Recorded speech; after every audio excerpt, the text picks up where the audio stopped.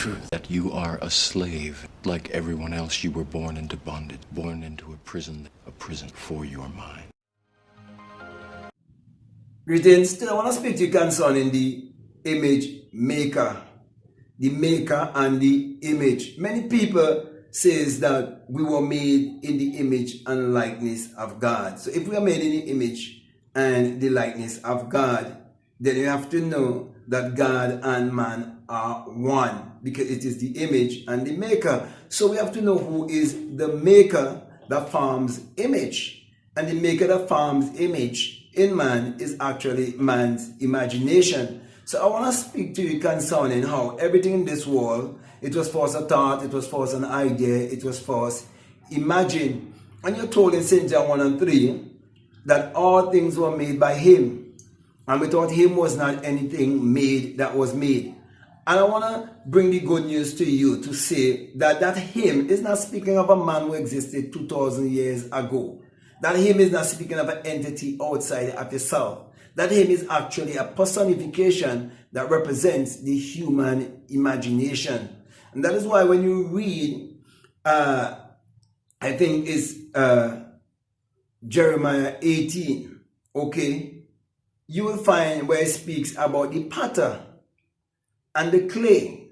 And the potter is forming the clay into whatever form that he so desires, because the potter has the power over the clay. And many people fail to realize that the potter is man's imagination.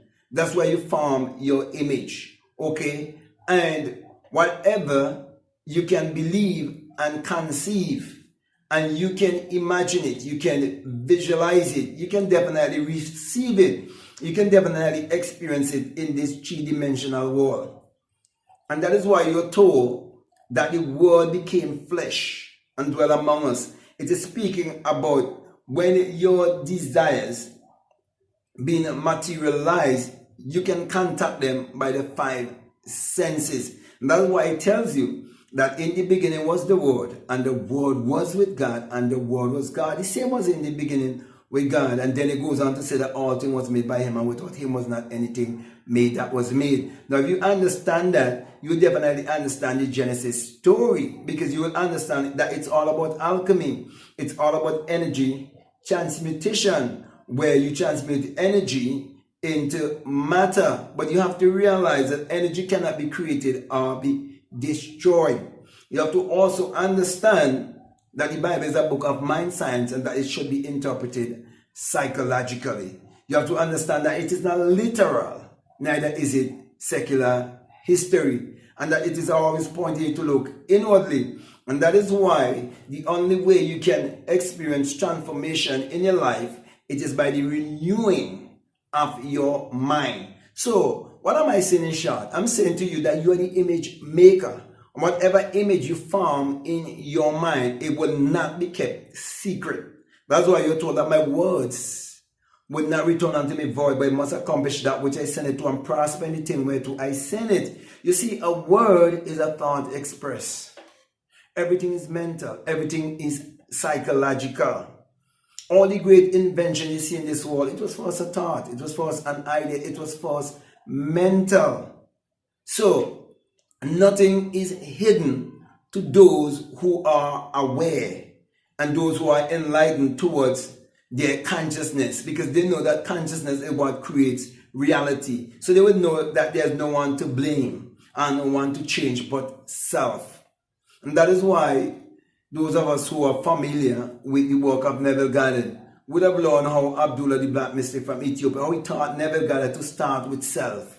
When he taught Neville how to use the power of imagination, how to be a conscious image maker. And that is why I want to really encourage you to be a conscious creator, a conscious image maker.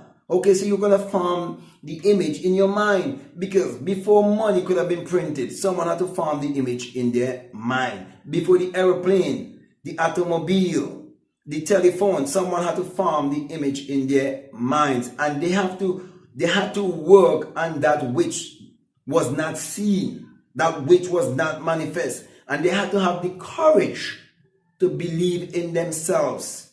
And that is why all of these great things we see in the world that have been of great benefit to all of humanity, they came from the minds of free thinkers. It wasn't from the mind of religious, superstitious people who believe that the Bible is secular history. And that is why I want to encourage you to be a conscious image maker. Choose what you want to form in your mind. Choose what kind of pottery you want to create as a potter. And if the vessel is marred, you can reshape it. You can start all over again. It's never too late, because you have the power to shape and to mold. And that is why whenever you start to operate in your power, you will understand that you have been made in the image and likeness of the invisible. You will understand that your body is the visible soul and your soul is the invisible body. So you have to walk with the invisible body, your light body. And that is why anything that must be purified, it must go through the fire. And when you use your imagination and the knowing of who you are, it must come first with you going through a time of purging. Some people refer to it as the dark night of the soul. And so if we have to look at Neville Goddard and what he was going through before he got the good news from Abdullah, we see he was actually living in a time of a great depression, and he had no work and he had no money. It was trying time. It was a dark time for him. Okay. And he had nothing, but Abdullah gave him hope when Abdullah taught him how to sleep in his mother's home in Barbados while he was residing in New York in his imagination. And when he proved that he could have traveled first class in a time of great depression, having no work and having no money, then he understood the mystery of the potter and the clay. And he understand how he can create his reality consciously. That's why he said people came from all walks of life to hear the wisdom of Abdullah. Does that remind you of someone that you would have read about in the Bible? Solomon, okay? The Son Man, the Son in man. That's why I always say to you that the Son, as in the SUN, it parallels the human imagination, and the human imagination parallels the Son. For without the Son, as in the SUN, there's no life and there's no light. And without the human imagination, there isn't anything made that was made. That is why you're told that the Lord thy God is a sun, a SUN, and a shield, and no good thing will he withhold from you. And I'm saying to you that your imagination will never withhold any good thing from you as long as you have the right motive and you can enter into the feeling of your wish fulfilled and impress that feeling upon your subconscious mind, and you can do it with thanksgiving, with the attitude of gratitude. That will definitely determine your altitude. So my brother, my sisters, do not blame the economy. Do not look at inflation. Okay, inflate your inner currency by raising your vibration, raising your frequency, and accepting the fact that you are a mass of energy, and everything is energy, vibration, and frequency. So why not operate in alchemy? Why not understand the transmutation of energy by going into your own self consciously through meditation, through visualization, through rituals such as scripting and journaling, and going before the mirror and declaring your every desire through affirmation. So my brother, my sisters, get in action and put the law of attraction to work in your life, and prove for yourself that you are the image maker, and become a conscious creator. Create your life whichever way you want it to be. And that's my message to all of humanity. And that was Abdullah's message to all of humanity, because that is how you come to realize that true salvation is self-realization. That's the end product. That's the end game. When you come to realize who you are, then you realize your power. So, with that being said, my brother and my sister, I want to thank you very much for listening to me. I want to say to you, if this is the very first time that you're listening to me, and what I'm saying, if it makes sense, if it really resonates with you, and you haven't subscribed already, I'm definitely encouraging you to subscribe, to like, to comment, to share this video. Also, if you like to follow me on Instagram, and you like to follow me on TikTok, you can definitely follow me at Black Mad Guru. And if you feel strongly to support this work, I just want to remind you that we have a PayPal and that the link is down below. Also, you can support this work by allowing the ads to play for at least 30 seconds or up to a minute. Okay, and that will definitely help a lot.